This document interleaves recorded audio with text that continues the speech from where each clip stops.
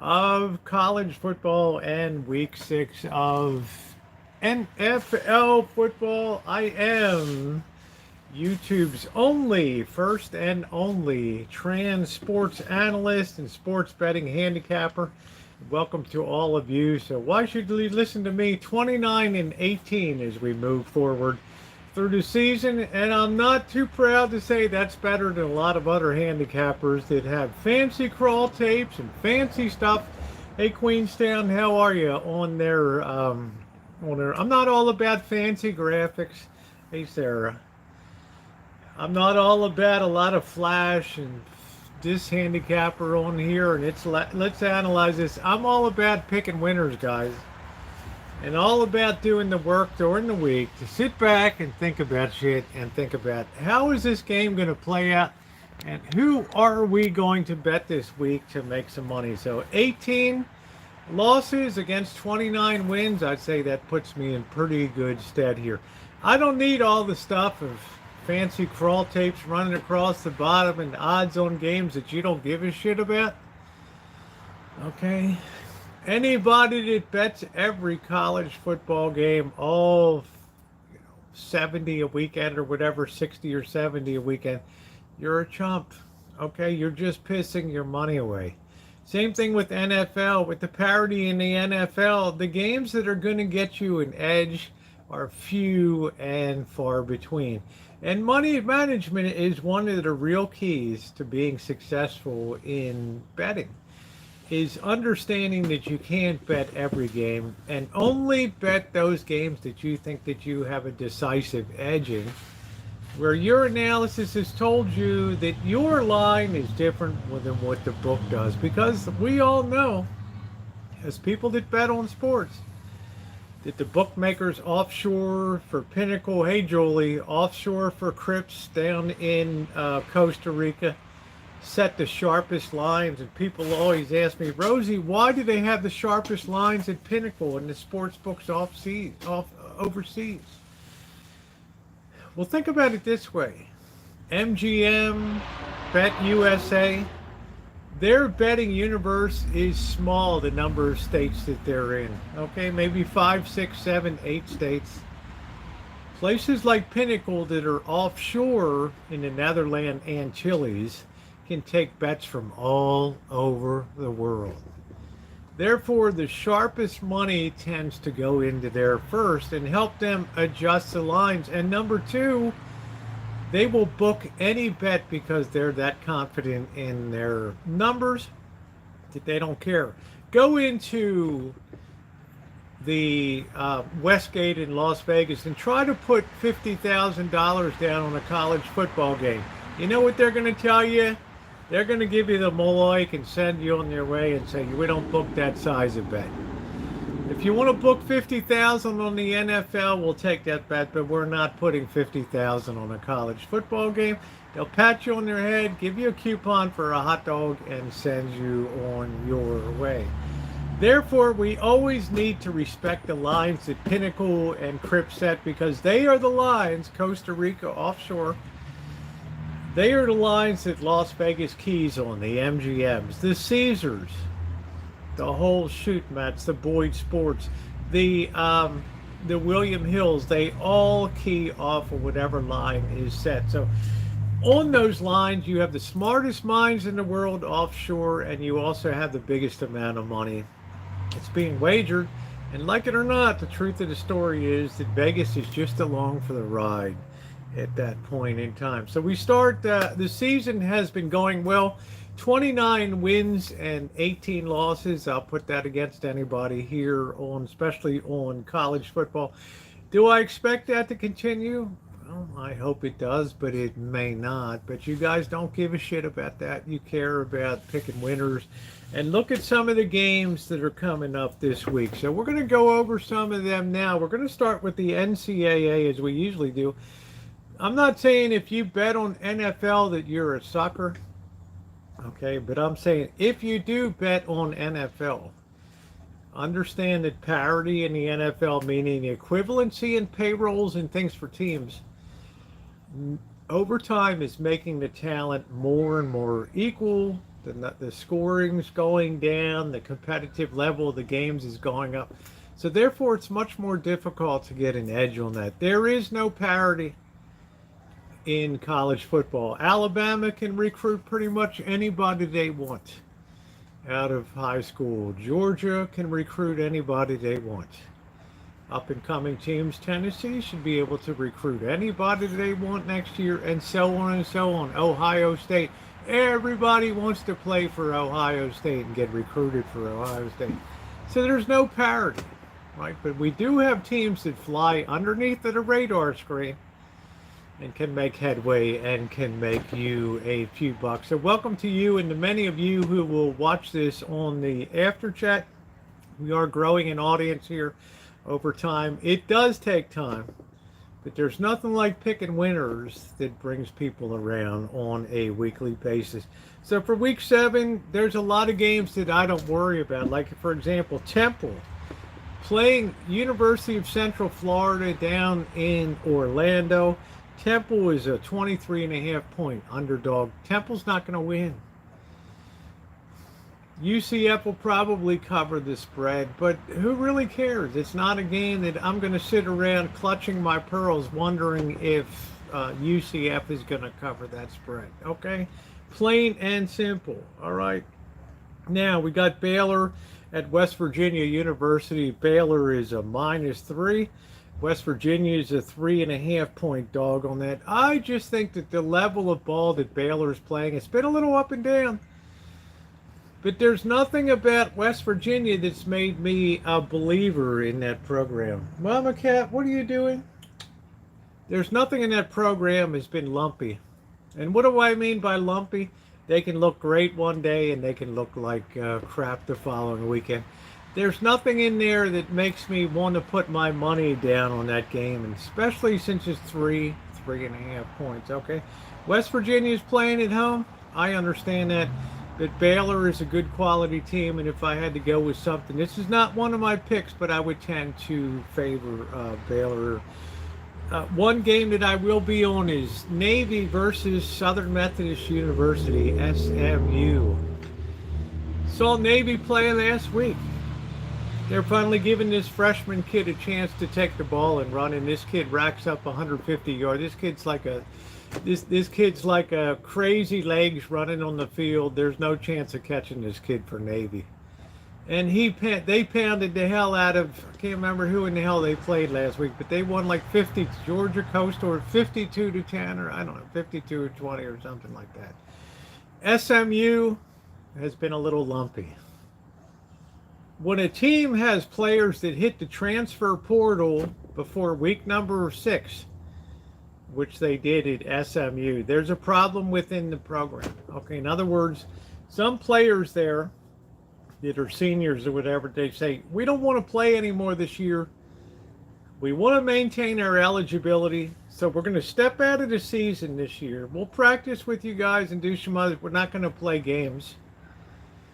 That way I'll be eligible for another year. I'm going to join the transfer portal, which allows me to transfer to another school. I won't be able to play for them this year, but I'll be in their program beginning in July of 2023. And in the meantime, to you guys that I'm leaving, like SMU, a big screw you. I don't like the program enough to stick around. It's like Bachmeier at Boise State, who gave the big finger, and Boise State gave a double finger back and said, don't come back, dude. Don't let the door hit you in the ass on the way out. And Boise State is going up like a rocket ship since then. Okay. SMU has a little bit of a morale problem, I think. Okay. I don't think that Navy has that problem, because all of a sudden Navy looks like they're gelling a little bit. And if you take Navy, you're getting at 12.5 points today. That's over 2 scores. Touchdown and a field goal. Almost 3 scores here. So I think that we're going to be sitting on Navy in this one. And if we get reamed by SMU's passing attack, well, we do. But I tell you, sometimes you like to start the game with 12.5 points in the bank and then say, come and try to catch me now. Okay. I think it's going to be a fairly tight game. We got University of Texas San Antonio and Florida International University. Who cares? San Antonio is going to go down there and kick the shit out of Florida International University, one of the worst teams in college football for 2022. 33 and a half points. Are they going to beat them to more than 33 and a half points? You got to decide, guys. Teams on his back like this, don't kick us. We're a dog. We're down. What is the coach going to do? Well, if you're Deion Sanders, right, and you're coaching Jackson State, you kick the shit out of the team. Alabama Southern, you kick the shit out of them. Okay. But a lot of coaches won't run up the score and do shit if a team is so incompetent as Florida International is. So I don't want to sit there and make a judgment. Will the coach run up the score against them or not? Will Florida International University cross the 50-yard line and even score? Who in the hell knows? I have no idea. All right. Let's go on here. There's quite a few games that I'm not involved in. Minnesota, Illinois. Illinois continues to fly under the radar screen. They lost their first game to a pretty crappy Indiana team. But they continue to have one of the most solid defenses in the NCAA football world. Okay, they went toe-to-toe against, who in the hell it was, but they've been playing a very good, they won like 9-6 against Iowa or something like that last week. And Iowa's got a really stellar defense. Okay, the under was like 34 points. Iowa's got a really good defense, but Illinois has a good defense too. 9-6. Illinois won. Now, Minnesota, the Golden Gophers, one of the highest scoring teams, also has a good defense. But they're traveling to, well, it might almost be like a home game. They're traveling down to Illinois to play at Illinois, and Minnesota's a 6.5-point favorite. Minnesota's been a little lumpy lately. Their points are starting to come down. They're not racking up the big 38, 45, 52 points anymore. And I just happen to think at this point in time that Illinois is a better defense than Minnesota. And if you pick Illinois, which I am, you're getting 6.5 points. So grab your nuts and hope for the best when they go down there. And I think you have a decent chance of cashing that bet because Illinois is one of the most solid defensive teams in the country. Minnesota's pretty good, but Minnesota was in the top 25 and now they've dropped out of it. That's never a good sign. When a team makes it up into the rankings and then drops off the table, I don't think it's ever a good sign. It means something was discovered in there that another team took advantage of and made victory on. So if you're enjoying the chat here, please take a second to hit the thumbs up button. Central Michigan and Akron, I don't know, Central Michigan's a disaster this year. Who cares? You get 13 points with them. I'm not going to piss my money away on a game like that. Auburn and Ole Miss. Auburn is a 14.5-point underdog to Ole Miss. Ole Miss is undefeated this year. Lane Kiffin's got the team playing well, and every time somebody says, oh, Ole Miss is a fluke team, they come out and find a way to win. Okay, there's no lumpiness in their program. They're extremely well coached. Their play design on offense is tremendous. And their defense is pretty damn good too. And they're playing at home against Auburn, and Auburn's coming off that disastrous game against Georgia, which for half the game was okay, and then the wheels fell off the cart for Auburn. Robbie Ashford, the quarterback for Auburn, I felt sorry for the kid. I felt like hopping on a plane, getting in a time warp, suiting up, and going out and being a quarterback. This kid has open field running, and he drops the ball. Like, what the hell happened? But we'll get to that in a minute, okay? I think Ole Miss, 14 and a half points, should definitely be able to take care of Auburn. Are they the same caliber as Georgia? I don't think so, but I'm not putting a bet on the game, but I've never lost money on Ole Miss this year. Okay. Bottom line, PIW. I'm the first person that's ever introduced an analytical term into sports betting called PIW. What does PIW stand for? Persistency in winning. Right. Show me a team that doesn't have a disastrous quarter. Right. That's nice and solid. It doesn't have a blow up in a game. Show me a team that's just persistently solid. Not a lot of penalties. Not a lot of goofy defensive pass interference, costly penalties. But they're persistent as hell. And I put Ole Miss as one of those PIW, persistence in winners teams. That if there's a spread, they're likely going to cover it out there. Okay? But I'm not interested enough in the game to put a bet down on that. I've only got so much money. I got 12 bets I'm putting down.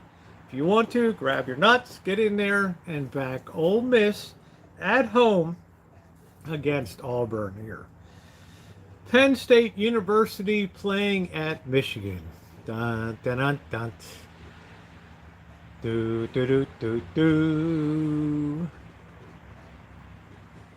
On October 4th, 2022, Penn State University showed up. It's almost like a dragnet. This could really be, I mean, Maryland was a great test for Michigan. All right. I don't know if Michigan is really that good. I don't even know if Michigan should be a top 4 team. I do know if Tennessee went up there and played them, Tennessee would win. Okay. Guaranteed. Penn State going in, I'm a little shaky on that. Penn State really hasn't really been enough on the schedule they've had a week off. I don't think sometimes a week off benefits teams. I think there's something about a certain amount of cycling that you keep rolling and keep moving forward. And sometimes when you have a week off, you kind of get diffused and you lose focus. There's a new cheerleader over there, a new chick in the freshman English class I'm taking as a senior. There's a lot of diversions and shit. You know, if I'm Tennessee, maybe I'll go beat the hell out of somebody and get a felony arrest. You know, I don't know. I'm not a big advocate of this time off in football. It really screwed the Ravens up last. You know, the time off to prepare. Sometimes it can be a distraction. All right, so I'm going to take Michigan and the 6.5. I'm going to lay the 6.5 points here and think that Michigan can take care of Penn State at home. I don't know. It's a little. If it was 7 points, I wouldn't take it. But if it's 6.5 points now, less than a touchdown, I'll take a shot on it. Okay. All right, I'm only doing the spreads here. There's a couple games that I'm going to do the overs and unders. Don't worry for those of you. I don't like to do spread bets, Rosie. I like money line. Go piss your money away. All right, Iowa State at Utah. I don't really care. Okay. Old Dominion at Coastal. I don't really care. Kansas OU. I don't care. Miami at Virginia Tech. I don't care. Buffalo at UMass. Who cares? Cal at Colorado. Cal followed, favored by 14.5 points. Cal's not USC. They're not Stanford. Okay, they're like kind of like they're better than Stanford this year, maybe. They're not as good as UCLA and USC. Colorado's got the living shit kicked out of them every game this year. Okay. Why should this game be any different? Probably shouldn't. So I guess I would lay the 14.5 points and take Cal going into Colorado there. And the Buffalo will be running. Ooh, everybody will be all excited. Homecoming and all that. Big deal. All right.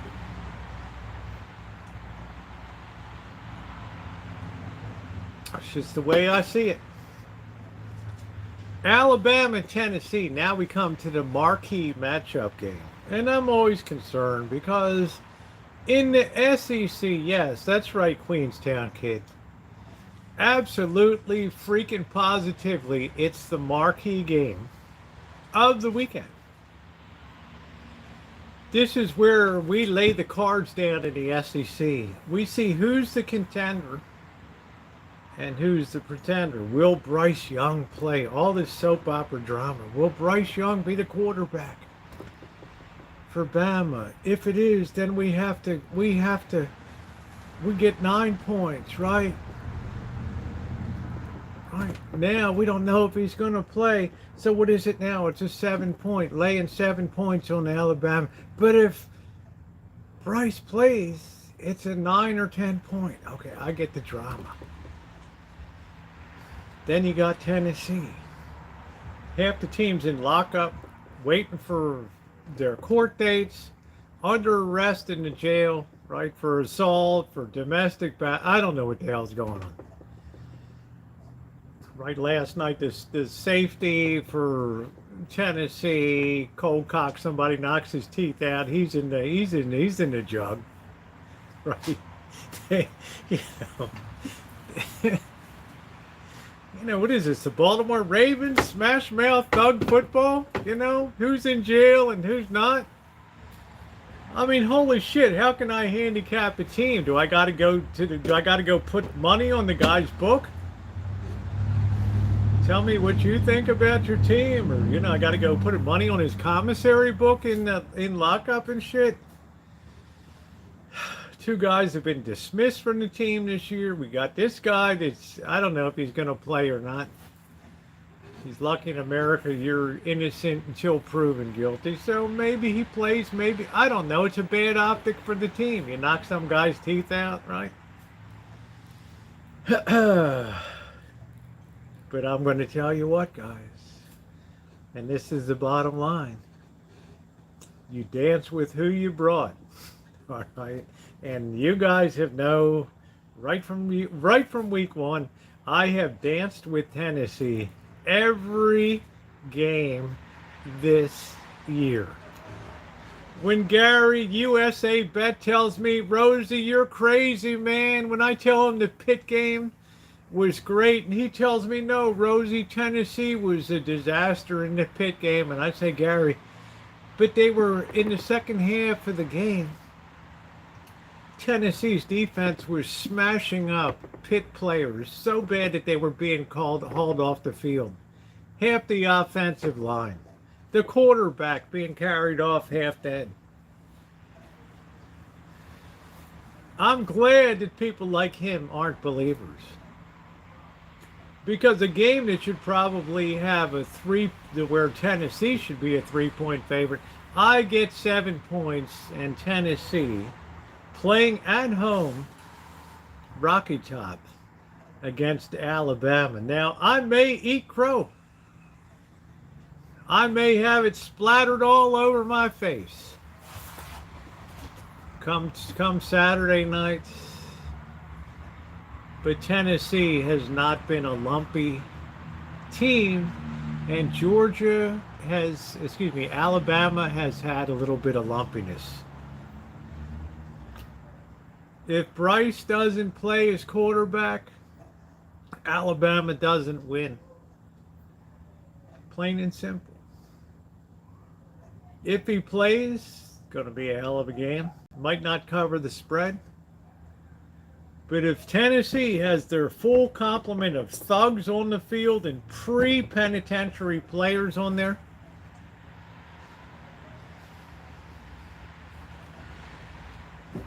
please don't bring knives on the fields, boys, then I've got a good chance of covering the spread and cashing a ticket and continuing to ride Tennessee to money week after week after week after week.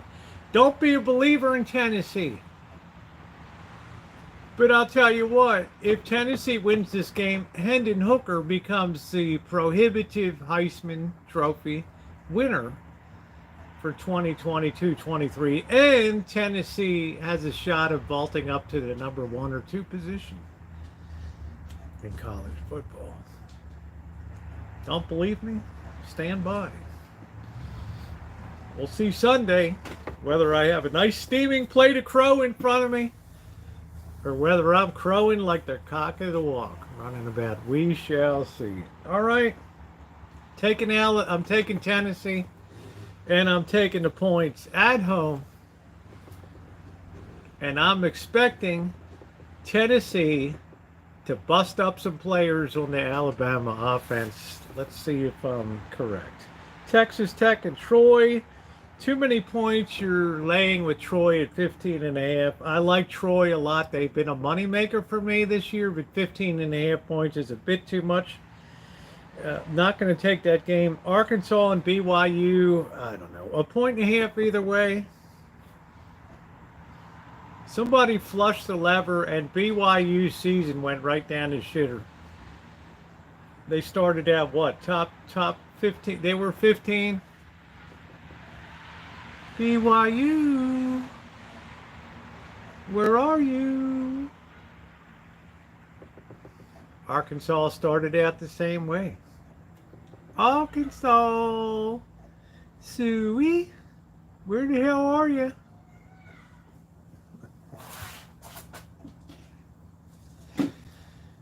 Who really cares, dude?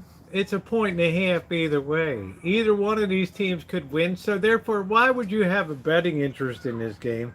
I wouldn't care about. I might take the under at 66.5, because both of these teams could be stumbling around in the back. I don't know.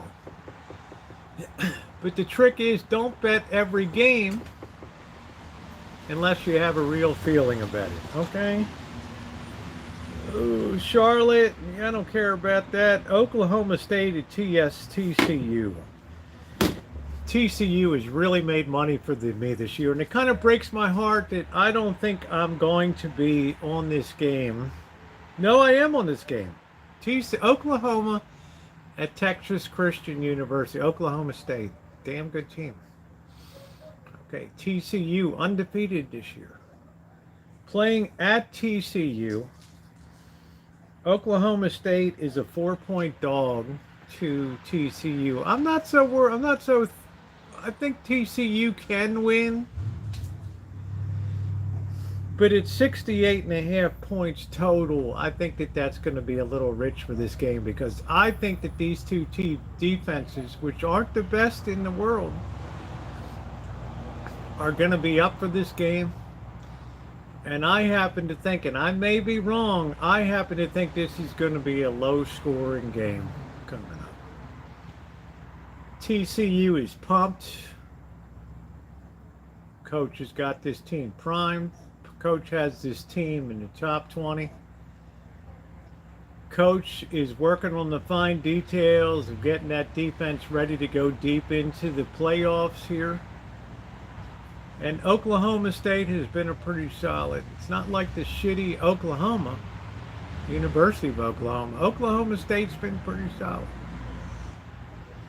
But TCU's coming off that Kansas victory, tough game, and I like it when teams go from one tough game to another tough game, because they don't slouch down like they're going to be playing Charlotte or they're going to be playing Florida International University. They're going to still be, I think, at a very high level coming into the game. Because let me tell you, to win at Kansas was smash mouth football. Now, I know Bean was the second string quarterback once they took Daniels off the field for Kansas. But that's a tribute to the defense of TCU. They hit hard. Okay? And you got a quarterback at TCU, Dugan. This kid is like Dr. Ice in that at quarterback, and he can take the ball, tuck it, and this is a big boy. You're a safety out there, you're a cornerback, and they see this guy coming, right? You're going to piss down your leg when you got to open field tackle this guy. Okay, so I'm going to go with the under on this, under 68.5 in this game. If I was picking, I'd probably still roll with TCU and lay the points against Oklahoma State here. Okay, Ohio, Western Michigan, who cares? Western Kentucky, who cares? Vanderbilt, University of Georgia, who cares? Kent State at Toledo. Little under the radar game. I'm begging you guys, go into YouTube. Hey Green, how you doing? Good to see you. Go into YouTube, get some videos of Toledo football. Now you're thinking of who in the hell follows Toledo? Do you like to make money? You do like to make money, right? Look at this kid with this. Look at this kid with the quarterbacking that he does here. Let me get rid of this dipshit. In the transfer portal, I guarantee you there's going to be 10 top-tier coaches that are looking at this kid. Can't think of this kid's name right now. Queenstown kid. Who in the hell is the quarterback for Toledo? This kid is phenomenal. This kid can run, scramble. This kid buzzes like a bee around the field. High power offense playing Kent State Golden Flash, who are okay. Remember, this is the team that gave Ohio State a scare. They played half of a good game, right? They were like, I don't know, 10-10 at halftime against Ohio State, and everybody's biting their in Columbus. Oh shit, how would it be if we lost to Toledo? I mean, Kent State, right? The Golden Flash. Two of my favorite teams in football. The Golden Flash, well, three. Akron Zips, and we've got the Toledo Rockets here. I am going to take Toledo, Kent State versus Toledo. I'm going to take Toledo laying the 7.5 points here, because I happen to think that they're going to run over top of Kent State. And if they don't, I think 7.5 at this time is a pretty good cover for them. I'm not particularly worried about it. Now it's, 7.5 on that. Feeling pretty good. Okay. Feeling pretty good because Toledo is, the Baltimore Colts. That's okay. It's all right cooking. I grew up with the glory of that. Johnny Unitas is back in the pocket. Looks, throws, touchdown, Raymond Berry. Okay. DeQuan Finn, Queenstown kid. If you had a chance to look at this kid, DeQuan Finn, you can't tell me that the transfer portal is not going to be salivating when this kid is available to go through the portal. He ain't going to be on Toledo next year. This kid is impressive. Watch some video of him. All right. Toledo is a powerhouse here because he is the quarterback. Our balls are bigger. There you go, Cookie. You like that Canadian football, I get you. You do like to make money, right? So I'm taking Toledo, and I'm laying the 7.5 points with Toledo, and I'm feeling pretty good about it. Yeah, Patriots and Tom and Gronk. There you go, Barry. All right. Wisconsin, MSU. I don't care about that. You may. I don't. James Madison and Georgia Southern. Remember what I said about PIW, persistence in winning. PIW. Say, Rosie, what's the PIW rating on James Madison? They had like one bad quarter the whole year where they started. One quarter they gave up 28 points to Appalachian State. They never did it again. At the end of the game, I'm sending a bill to the accounts payable department at Appalachian State saying, I want my money back on the $25 bet I put on you guys. Yeah, I'm the first person in sports betting history that ever sent the bill to the school of the losing team and said, I want my bet back because you guys fucked up on the field. I'm still waiting to hear.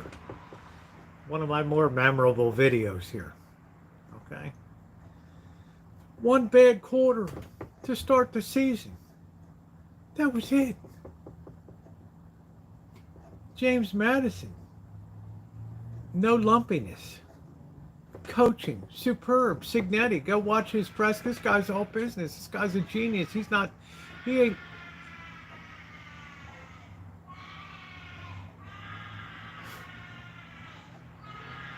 Oh, it must be a Tennessee player down there. Seahawks.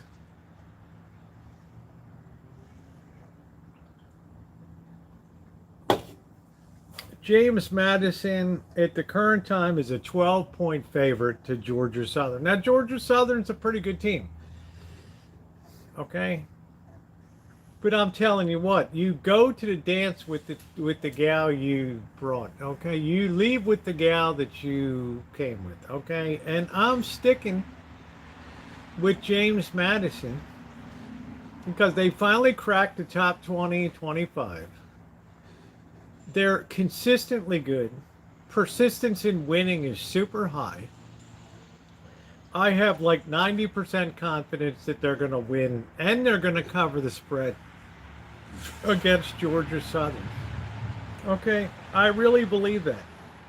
I also believe that's bet number one. All right, there's two-part bet on George and James Madison. Beautiful boutique football team. Beautifully coached. Consistent winners in the conference. They're like 28-5 at home or some ridiculously good record. I wish I knew this before the App State. I wish I had done more research at how consistently great this football team is. Okay, I grew up in Maryland. I heard of James Madison, big deal, partied, whatever. Good football. Take James Madison. Lay the points. And then, how you doing, Danny G? Nice to see you, sweetie. Secondly, the over-under 66.5. We're taking the under 66.5 here. Okay. I think that James Madison has a chance to drop the hammer. If I'm here Sunday night and I'm eating crow, it was a costly two-bet mistake. I don't know. They're playing at Georgia Southern, which could be a plus, but James Madison's the kind of team that doesn't give a shit whether they're home or away. Yeah, I'm getting involved with hockey this year. They're going to do the job. All right. Food for thought. Back to teams that have done consistently well for you. Believe in their system. Believe in the way that they're coached. Grab your nuts. Make the bet. Don't take points when they're not deserved. Okay. James Madison finds a way to win games. They went into the locker room at halftime against Appalachian State down 28-3, and they came back and ran away with the game. If they're down 14 points, they don't panic. They come back because they have high intelligence and they figure out how they're going to out-offense your defense, and they do it. Solid. Beautiful, beautiful. So 2 bets on that game for us. Tulane, USF, I don't really care. Arizona, Washington, I don't really care. LSU in Florida. It's kind of hard to like LSU coming off that barn burner when everybody's like, oh, LSU's going to rip Tennessee a new asshole into LSU.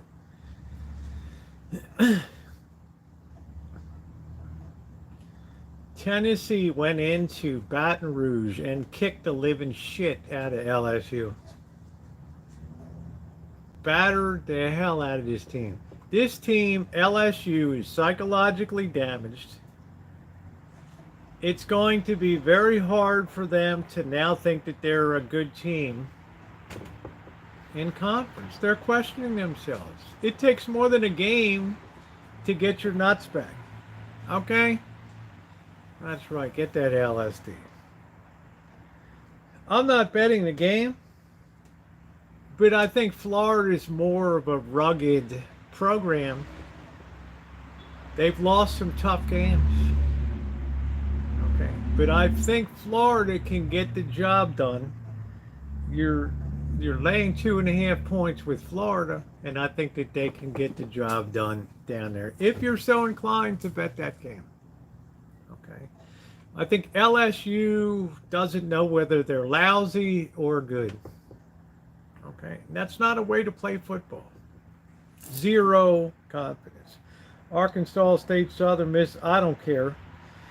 Let's see, Nebraska, Purdue, who cares?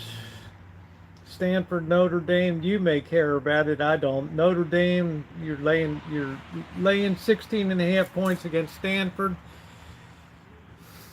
Maybe Stanford's good enough now. Maybe they've gelled enough to go to Notre Dame and lose by 3 or 7 or 10. I don't know.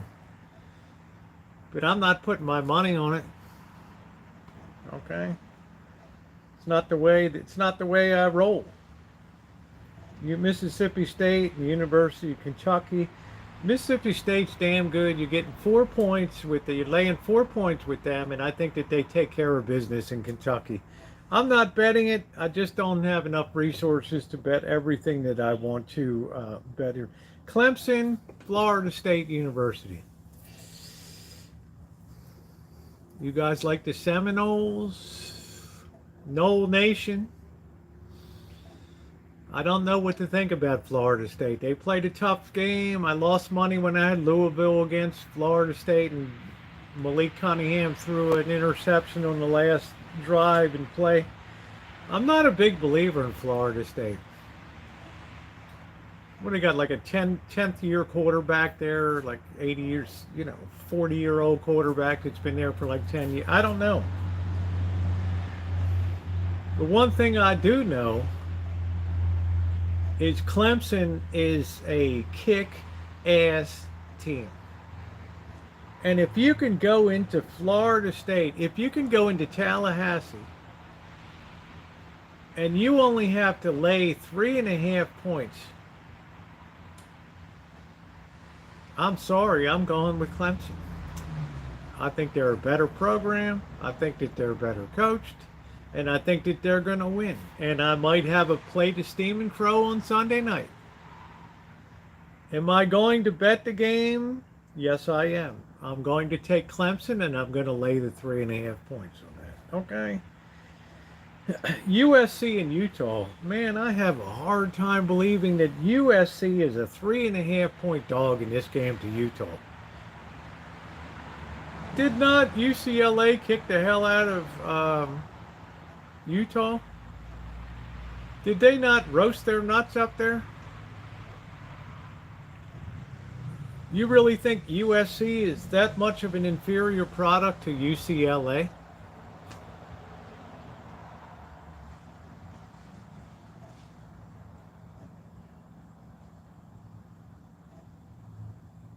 Let that sink in.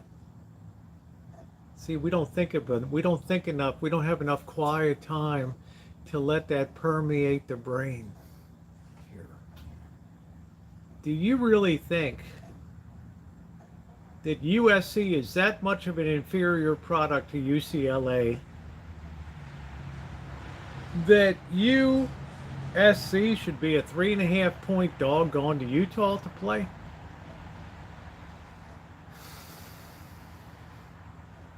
Sorry, guys. I've got to take USC, and I'm going to take the points, and thank God I got 3.5 points. Because I think Utah is a program that's in disarray. They don't know whether they're good or mediocre. Sorry. They started in the top 10 like a house of fire, and to me, they've just been undergoing a meltdown here. Are they going to turn it around against home in USC? I don't think so. USC is one of those teams that's balanced on defense, balanced on offense. They're going to hurt you on both sides of the ball, in my opinion. I think Utah's in a bit of disarray, so I'm going to take USC.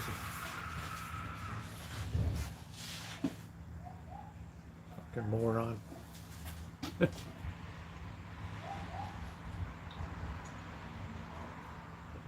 Patron says the Pac-12 is overrated and weak this year. We don't really know yet. But we're going to find out soon. But I know within the Pac-12 that I believe that USC is a better program than Utah. Okay? I don't know if you agree, Patron, or not. But even if it was 10 points, I would still take USC in this matchup. Because I'm not a believer in Utah. I think the Utes are like scrambled eggs right now. All right, so I think 3.5 points to me is a gift. If I'm eating crow, I'm eating crow. I'm 29-18. I'll stick with my program. Okay. Let's see. Got some crackhead out on the street. Okay. What do we got? Oh yeah, the last game I want to get to. I don't want to go Washington State and Oregon. That's too evenly matched. That is way too evenly matched a game. I don't care. I'm not going to be involved in the game. 3.5 points, 4 points. They're too evenly matched. Washington State Cougars are great. Oregon State is good. I don't get into games where I don't feel like I have a definitive edge in the betting. And that game, I feel like I have no definitive edge whatsoever. Air Force UNLV. 9.5 points is a little rich for Air Force. I don't know. We're going to get to San Jose State in a minute here, Queenstown kid. Funny you should say that. I don't know if, I guess Air Force, I don't know. Air Force disappointed me. When Wyoming took care of them, my stock in Air Force went way down. They're not running the triple option like they used to at Air Force. More of a ground game. They're not as good with it. When they used to have the aerial attack and use more of the air raid, it was, I think, a better program. So I'm not going to get involved in it. You do want to make money, right? It's not an ego thing here. Okay, to come in and say, I need to pick every game, and well, go make a money line bet on every game. Okay, go piss $5,000 away. All right, San Jose State at Fresno. I think San Jose State is a good program. It's one of those under the radar programs that's doing it up, and I don't think Jack Hayner is going to play quarterback for Fresno. Even if he does, I don't know if it's going to make a difference in the game. He's got that ankle injury from mid-September. I don't know. Good night, Cook and Green. Thank you. They might announce he plays and then my point spread is screwed up. I don't know. But right now, I'm willing to lay the 8 points with San Jose because I've seen them play. I've seen the solid way that they took on Wyoming, and I just am a believer in the program. And I think that they can take on Fresno because I think Fresno's in a little bit of disarray. Not the usual Mountain West team that you would expect to see. Kind of a disappointing, when your star quarterback goes out, you've literally lost about half of your offense there. I do not believe, I'm taking a shot, that he may not play. Now, I always reserve the right to pull or make a bet if some other news happens because like Tennessee with half the starting lineup in jail or awaiting prosecution for felony assaults and whatever, domestic battery, I always got to know what the hell's going on in the real world. If he plays, it's going to be a different game. But trust and believe that San Jose State's going to be in that game. And they're going to give a good account of themselves. So I'm taking San Jose State. And it's now 8 points, laying the 8 points there. Let's get on to the NFL. I don't bet the NFL, but I do have opinions on the NFL. Okay. NFL odds coming up for the week. I tend to use DraftKings. Better take Kansas over Oklahoma. I don't know, Lakota. I'm not really sure. I'm not taking either of them. And it's TCU, actually. I'm not doing the Kansas and Oklahoma. I'm doing the Oklahoma State and TCU here. I just didn't want to get involved with. Oklahoma is terrible. I'm not interested in the game. But I'm not a super huge believer. I don't know if being, I don't know. Okay, I'm just not going to get involved in that. I don't bet every game. All right, but good luck to you. Washington Commanders at Chicago Bears. Washington goes into Chicago as a 1-point dog. How did Washington hang in that game last week? I will never know. Because Carson Wentz it's just frustrating to watch Washington, and that's the way I say it. I'm from Baltimore, Washington. There's just no red zone. There's no red zone offense here. Okay? Chicago, I think Fields is starting to get a little better as a quarterback here. So I would be apt to lean towards Chicago and taking the 1 point there. It's a little tight for my taste, but that's the way the NFL is now. Everything is like 1 to 3, 3.5. It's all tight as a gnat's ass. All right, you really got to split hairs to make money, in my opinion, in the NFL now. So New York Jets and Green Bay Packers. Green Bay is a 7.5 point favorite at home. I think the Jets can do it up again. I don't think it's the same Packers. I'm not really all crazy, and I'm not trying to piss off the many people in Wisconsin. I'm not a big Aaron Rodgers guy this year. I think there's something a little off in the Green Bay. And I think that the Jets are just the kind of young, vibrant, high-pace, fast-paced offense that's going to give the Packers fits. How you doing, Moonchild? So I would tend to take the Jets, take the 7.5 points, and consider yourself lucky you get over a touchdown taking the points like that. I think that is a really, really, really. I think that they're going to cover. I really feel good about the Jets, the way they're playing. Okay, Tampa Bay Buccaneers at the Pittsburgh Steelers. Steelers are an 8-point dog at home. 8 points is a lot. But I hate to say, I just think Pittsburgh's in disarray right now. They just don't know how to deal with losing.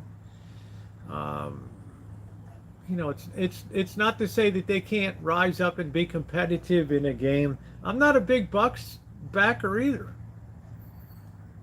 Right, one decent hit on Brady, and that's the end of the season for Tampa Bay. I'm just saying. Okay, yeah, I'm just saying. I'm leaning towards taking Tampa Bay because with Tampa Bay, you're laying the 8 points. And I think you have a good chance of coming out of Pittsburgh. It's not real cold yet. I don't know what the weather's going to be. But I think Tampa Bay is a better constructed football team this year and better able to match up and beat Pittsburgh. And probably by 10 points or something like that. Okay. 49ers and Falcons. 49ers 5.5 point favorites at Atlanta. I've liked Atlanta this year. They've had a few bad breaks. They had some shitty calls for some reffing. But the 49ers, every week they're getting more and more confidence.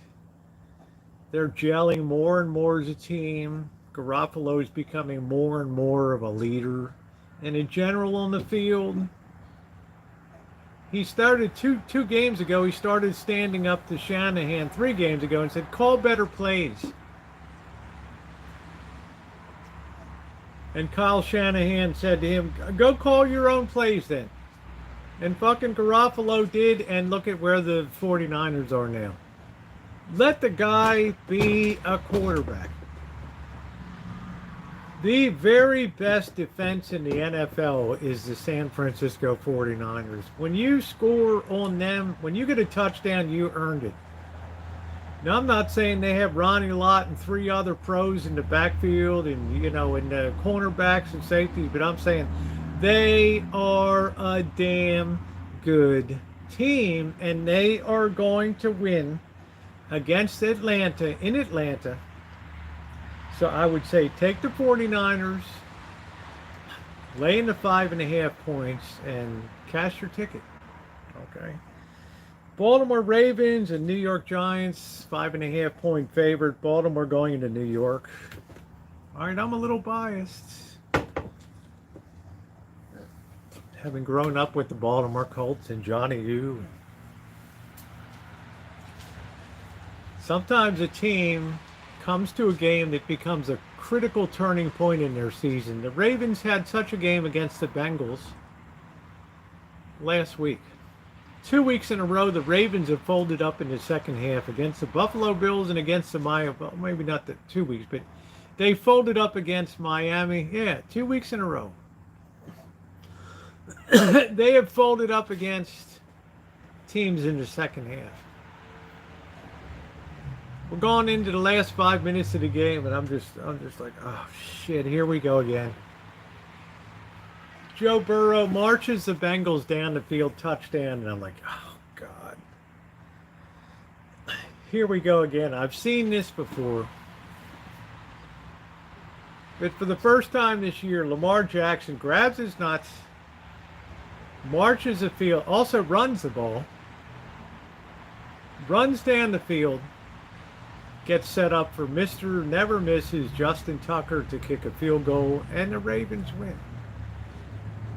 Mark this game in your betting books. This is the kind of game that turns the psychology of a team.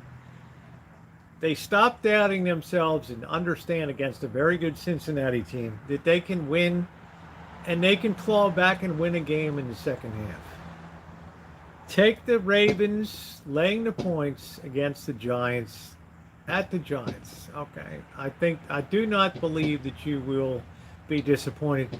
I think Lamar Jackson is finally really mentally unleashed here. And between his running, his passing, and a better defense. Let's face it, the Ravens were like Swiss cheese against Miami. I'm like having flashbacks. Shit, I'm back in 2021 again. God darn, they're scoring points like a mofo. Shit, here we go again. We have no secondary. They finally grew a set and controlled that game in the last 5 minutes. Take the Ravens and lay the points. Minnesota Vikings at Miami Dolphins. I don't know. Dolphins have... What can I say, Patron? Take a fork and stick them in the Dolphins. Without Tua... If the Ravens were to rematch with that Tua, they would kick the shit out of the Dolphins. And that's the bottom line. What's up, Kelly? How you doing, babe? How you doing, Diane? NFL is like under the gun. They're like nervous. They're like, oh, this optic of Tua on the ground is something that's burned into people's minds. And people are going to freak out when Tua goes back on the field again. Oh my God, what's going to happen tonight? I mean, you can't help but lose a step in that situation. You can't help but thinking, when am I going to be clutching the pearls again, right?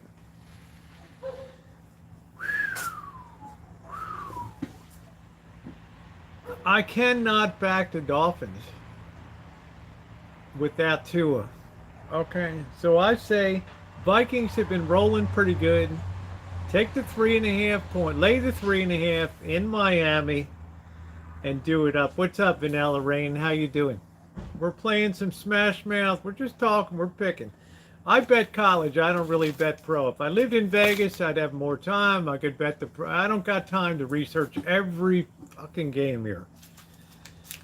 So I put my time into college where I think I have a little bit of an edge. Okay.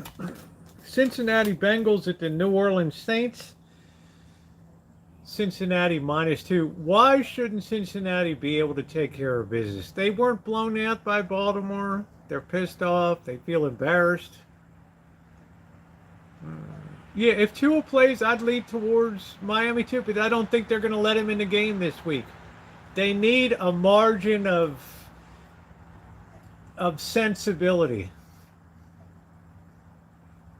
If he plays, of course, if I have a chance to, if I can hedge that, if I find out he played and I put a bet down $500, $500 on the Vikings, I'd have to hedge it off if he was playing. Okay, I'd just eat the vig. That's the way it goes. Okay, but I'm not going to back Minnesota if Tua is playing. But at this point in time, I don't think that Miami has the balls to put him on the field because God forbid anybody puts a finger on this guy. That coach, they're going to come down there with pitchforks and lighted torches and roast this coach.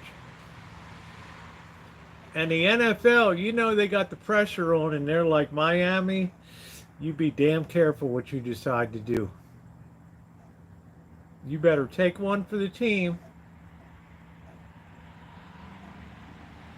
You bring this guy in too soon and something happens to this guy, we're coming for you. So it's the way I feel about it. I'm going to take the Bengals here. Laying the 2 points. I don't know if the Saints got a little bit of the wind knocked out of them with that game in overseas in London, where the Vikings did it up against them. I don't know. I'm not that big on the Saints anyway, to tell you the truth. I'm bigger on the Vikings. Okay, so I think take the Vikings. Right? I mean, take the Bengals here. I don't know what the hell I'm doing. Take the Bengals here against the Saints. I think the Saints are a little busted up after that game. It's a lot of travel time. It's a lot of discombobulation playing overseas in London and then coming back and trying to get on schedule. Patriots and Cleveland Browns. Let me tell you, Patron. What is Cleveland without Chubb? The tremendous running back for Cleveland.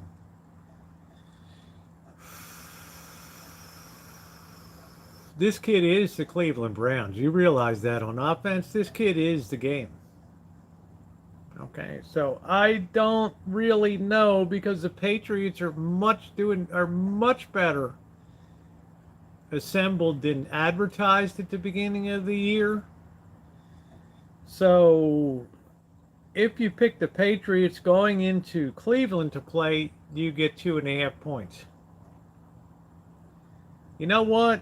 I think I would be apt to lean towards the Patriots and take the 2.5 points because of the quality of football I've seen them playing lately. I might have that big steaming pile of crow in front of me. But that's just the way I see it. I think that Cleveland is a one-dimensional team with Chubb is probably the best running back in the NFL. But I don't know. It's like saying O.J. Simpson should have been able to carry the Buffalo Bills to Super Bowl after Super Bowl. It never happened. A running back does not make the totality of a team. Okay, so I don't know. I don't know. Your mileage may vary. I'm welcome to your opinion. Jacksonville Jaguars getting 2 points going into play the Colts. This is a heartbreak team for me. Man, they were doing so good, and then they hit the Eagles. Boom.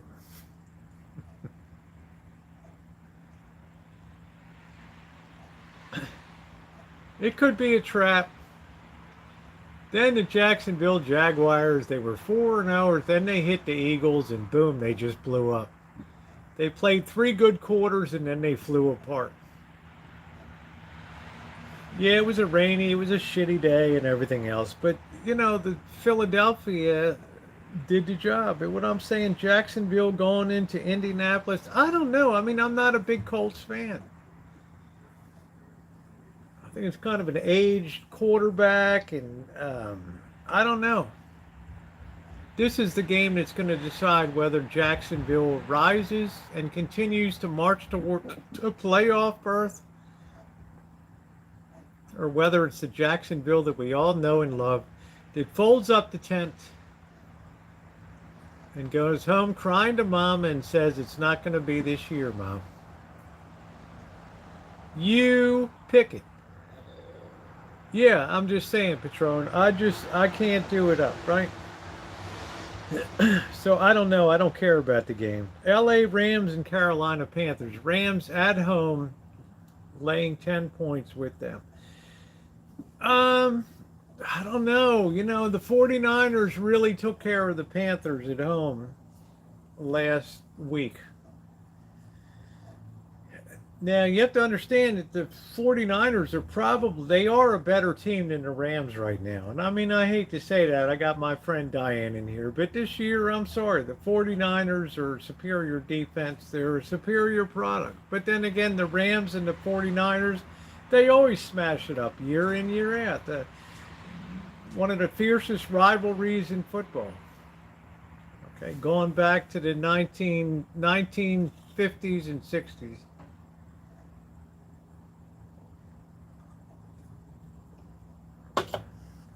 But how do I see the game playing out?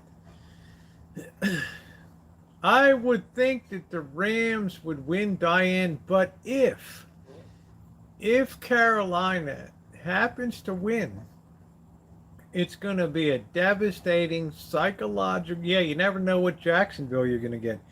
If Carolina managed to win at SoFi Stadium in LA, it's going to be a tremendous psychological blow to the Rams. Now, we all know, Diane, it's not the same Rams team that won last year. They lost a few key components. Are they still a good team? Yes. Are they elite? I don't think that they're elite. I think the 49ers are an elite team now. Yeah, if Jonathan Taylor plays, you got to go with Indianapolis. I would agree. So you see, I don't know. So I can't make I can't make an intelligent call on that. But I do, 10 points is a lot of points. So I guess, no offense, Diane, I would tend to grab the 10 points of Carolina going in. And, well, if LA beats me, they beat me. But I come in up 10-0 before we even begin. Okay, it's just the way I feel. I was super impressed with the Rams. Now they may round into form like they did last year. They were sputtering, stumbling, rumbling fools at the beginning of last year, and they rounded into the sharpest team. My boy Matt, I mean, they were looking good. Okay, but we'll see what happens. Arizona Cardinals at the Seahawks. Seahawks have been better than advertised, but I like Arizona, laying 2.5 points with Arizona. Murray, tough little, wild little young team. They're very enjoyable to watch. Yeah, bet over the last 2 weeks. So I can't really go with Seattle. I got to go with the Cardinals here. Laying the 2.5 points. This week I will take that. Yeah, Carolina's, but they're, how good are the Rams, right? Show me something this year, Diane. Make your Rams show me something this year. Okay? Once you show me, then I start, persistency in winning. The PIW rating goes up. I don't know. I see a team that's just kind of loopy and upside down. Yeah, well, this is your year, Patron. I'm a 49ers fan too. Ravens and 49ers. All right, but I'm just telling you what. With the Rams, I don't know what's going to come out on the field. And I know if I'm getting 10 points with Carolina, I'm not uncomfortable. I know that, Diane. I'm just pulling your leg. I'm not that uncomfortable. You know, Buffalo Bills and the Chiefs. Buffalo going to Kansas City. KC. Buffalo's laying 2.5 points at Kansas City at home. A 2.5 point dog. Ooh. Well, I hate to tell you guys. KC has been a lumpy team this year. Sorry, I'm going to take the Buffalo Bills to go in there and take care of business. Okay, yeah, it's this shovel. I can't get excited about the Rams. Much as I love Diane and everything, I can't do it up. If I'm taking 10 points, which is a rarity in the NFL, I'm going to take the 10 points. That's the highest odds off line of the week.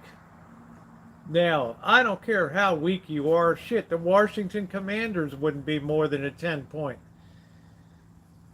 dog, okay? And I think that the Panthers are better than... don't judge by just the 49ers' great effort in Carolina, all right? 49ers are hitting on all serious cylinders of the offense and defense right now. Buffalo Bills, I'm going to take the Bills, laying the 2.5, going into Kansas City. And giving Mahomes a pretty good smackdown this week. Yeah, I said it. Smack me. Dallas Cowboys and Philadelphia Eagles. Big marquee game that's coming up on, this is a 5:20 p.m. This is a marquee TV game coming up, national TV game. Dallas Cowboys and Philadelphia Eagles. The Eagles at home, a 6.5-point favorite there. Boy, the Cowboys have really been getting it together the last few weeks, but I still think that the Eagles are an elite team. But the question is, Patron, are they a 6.5-point elite team? That's the real question. And I guess I would have to say that I guess I have to go with the Eagles at home and lay the 6.5 points in this game, just because they're playing in Philadelphia and because I'm still not quite 100% sold. I like the way that the Cowboys have rolled with the quarterback and Dak, his history and all that bullshit. It's much better for the team, but I just don't know. 6.5 points is a lot of damn points to lay. But I guess I'm going to lay him with Philadelphia on this. Philadelphia might come out and just crank it, and they are an elite team. They're one of probably 3 elite teams right now in the league. Denver Broncos at LA Chargers. LA Chargers at home, laying 5 points. I'm no big fan of the Denver Broncos. I mean, I'm surprised it's only a 5 points. I'm surprised the Chargers, the Broncos are only a 5-point dog in this game. How about you, Patron?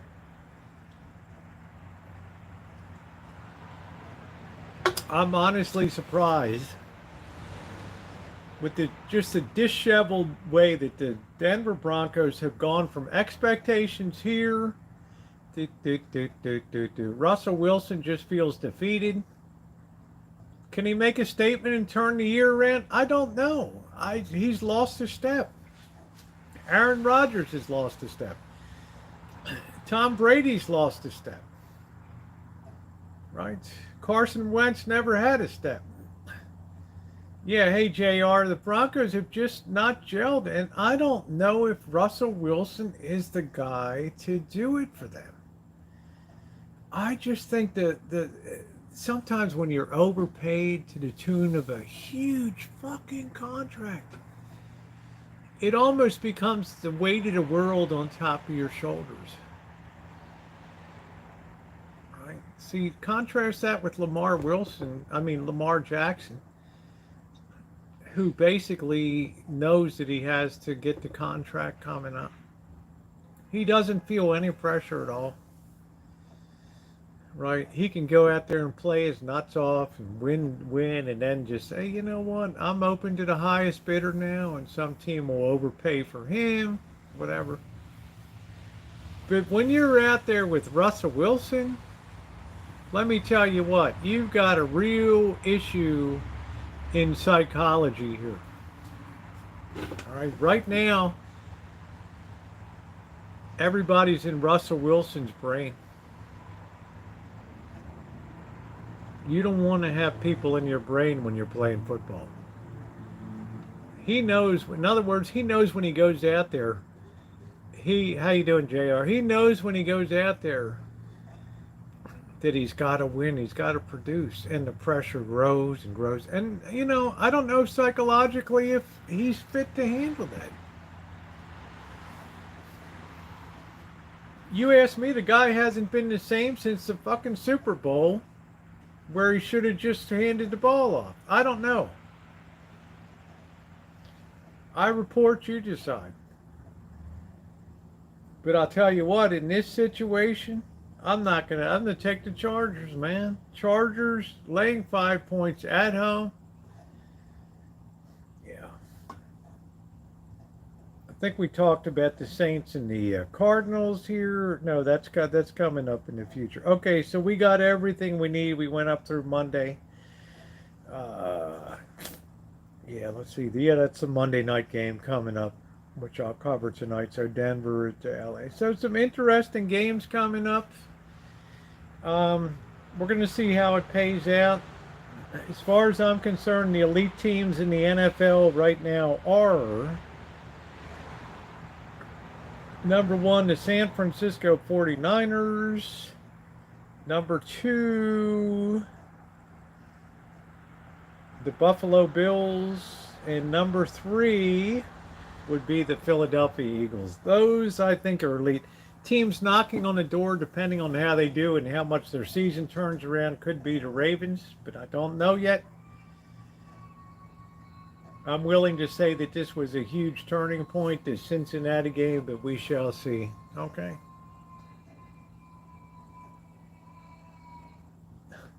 Sound like an idiot. All right, guys. Well, that's it. We've covered college. We have covered the NFL a bit here, too. Just remember, quality always goes through, especially when it comes to college football coaching. The difference between a winning bet and a losing bet is if you're down at halftime, your team, how is that coach going to respond that you have your money on at halftime? Quality of coaching to adjust, just like James Madison did against Appalachian State. In their opener, when they went into that locker room down 28-3. No team since then has scored that many points in a quarter on James Madison. Whatever the hell that coach did, Signetti, who I have so much respect.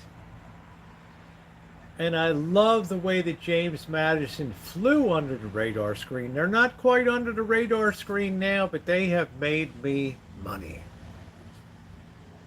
Persistency in winning. Just like Tennessee. I'm on these side chats arguing with these guys on Bet USA and Wager Talk. They're like, oh, Tennessee sucks, Pittsburgh almost beat them. Tennessee won, man. Oh, but it was lumpy, they weren't that good, passing a lot of penalties and shit. I'm said, look, man, at the second half, The last quarter, Tennessee was standing there watching Pitt players being hauled off the field. The offense was decimated. Quarterback smashed. Offensive line smashed. Tackle smashed. Guard smashed. Nose guard smashed. I mean, the center smashed. Tennessee hits hard, dude. It's like TCU. They hit hard. Like they rang Daniel's bell in the Kansas game. Boing. Sonny Dyke says, hit hard, dude. Don't just hit them hard, smack them down. Send a message.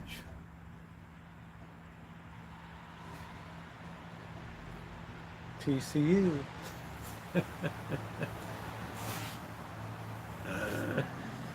I think, Queenstown Kid, if Tennessee can pull it off at home against Alabama, I can think of no earthly reason that Tennessee should not be considered for number 1 or 2. Do I think that Tennessee can beat Alabama? I do. Do I think Tennessee can beat Ohio State? I do. Do I think Tennessee can beat Georgia? I do. I do. I have a feeling in my gut. Now, I might be eating a crow, eating a big plate of steaming crap on Sunday night, but I'll tell you what. Tennessee brought me to the dance, and I'm sticking with Tennessee. All the way from Ball State to Pitt to right on through. This team has showed me nothing but guts, and Hendon Hooker, to me, is, if he wins this game, he will be the prohibitive favorite as quarterback for Tennessee to be the Heisman Trophy leading candidate going into the rest of the year, because I think he's absolutely phenomenal. And the one thing that Tennessee's done that people have not talked about since the Pittsburgh game, when they were penalized like crazy with pass interference, defensive pass interference penalties, their penalties have gone way down. Because they've been taught how not to interfere and get trapped into a, trapped into a defensive pass interference penalty. Because the elite teams trap over-eager defenders into big-time yardage penalties on pass interference. And all of a sudden, those penalties went down. TCU hardly gets penalized. Ole Miss hardly gets penalized. The best teams, James Madison hardly gets penalized. The best teams play penalties free because they know that that can cost them the game on a stupid penalty. And also, if a team comes in relatively penalty free, the referees already have it in their mind that this is a pretty clean school. But if you come in there rumbling, stumbling, fumbling, laying all over top of the wide receiver,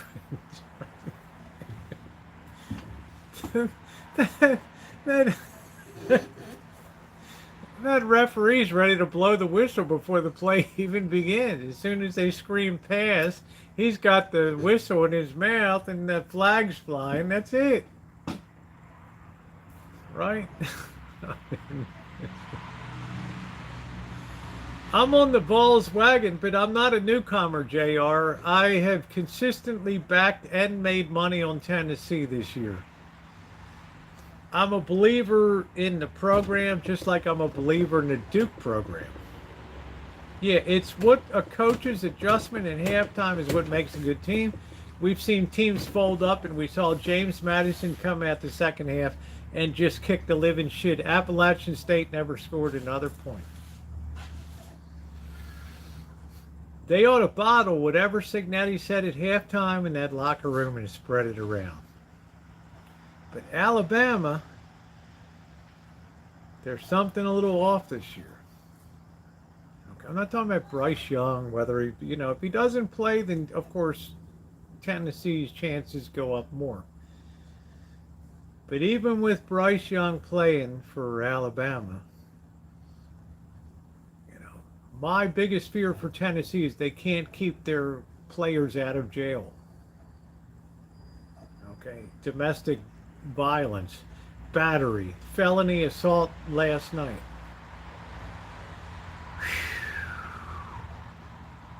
Kind of reminds you of the old Baltimore Ravens, doesn't it? With they have the team in trouble with the law, smacking women in elevators.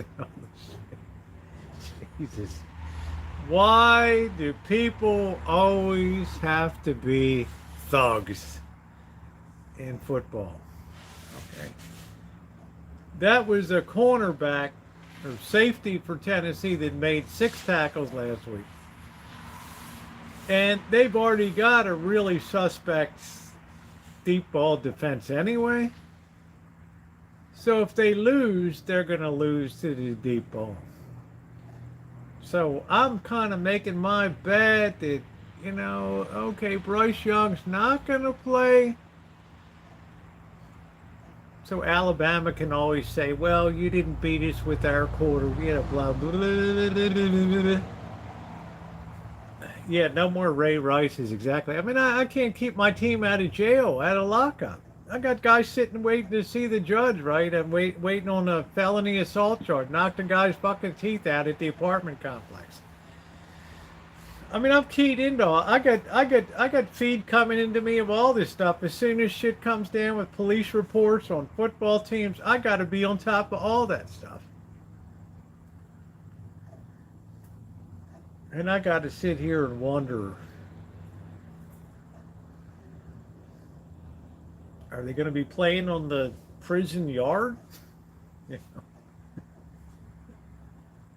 You really need to invest in some of these teams to have like a babysitter in the off hours to put all these guys in a certain housing complex and say, boys, if you're going to play for Tennessee, you got to keep your dick strapped down, you got to tape down your hands, and you can't be a bad boy. Yeah, they've been resilient. Yeah, I do my homework. You know, we got 12 bets that we're rolling this week. All right, yeah, I got to know who's in trouble with the law. I got to know who's partially injured that hasn't been relayed to you know, to the media. I got to know for Texas Tech, right? That this guy has a raging toe infection, this tight end, and he ain't going to be doing any pass routing or anything like. I got to know that shit. You know, it's information is the key. It's an information war out here, right? You're up against Pinnacle and Cripps, the smartest lines in the world to come out and set these lines, where you can go in there and put any size bet down at all. They don't care. People say, Rosie, how can they be so sharp on the line? Because they bring tons of money in, that's why. Right? They're not in 4 or 5 states, they're worldwide.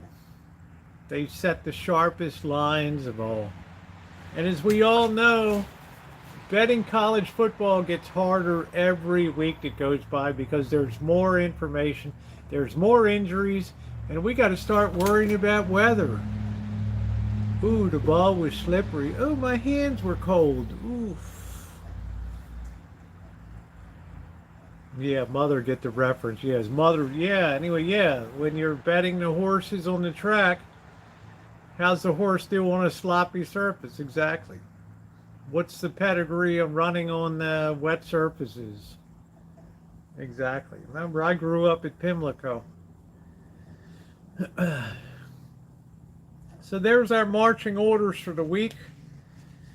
And it's going to be a good slate of games. It's getting better every week. I'm really looking forward to Tennessee, Alabama. I'm looking forward to NC State and Syracuse. See if Michigan's is a real team or a pretend team when Penn State comes to town. I'm looking forward to see if James Madison can keep rolling along, and I'm looking forward to seeing what Clemson does and see if USC how they do against Utah, right? Because they're being treated like the redheaded stepchild right now, right? So it's going to be an interesting week. All right, guys, that's the picks and the talk for this week for Vegas Rosie, YouTube's first and only transgender sports handicapper here, and football season is fully underway. 29 and 18. Thank you, Jody, for being here, my behind-the-scenes moderator. Love you, honey. And let's see if we can keep piling it on. We were 5-6 last week, our first real losing week. So yeah, a lot of fun. Hey, Nicole, thank you, Queenstown kid. So I will see you guys tomorrow. More Rancho cleanup work that's done here. If you haven't hit that thumbs up button, please do so. Please hit the share button. Tell your friends that might enjoy sports betting too. And go Ravens. Thanks, everybody.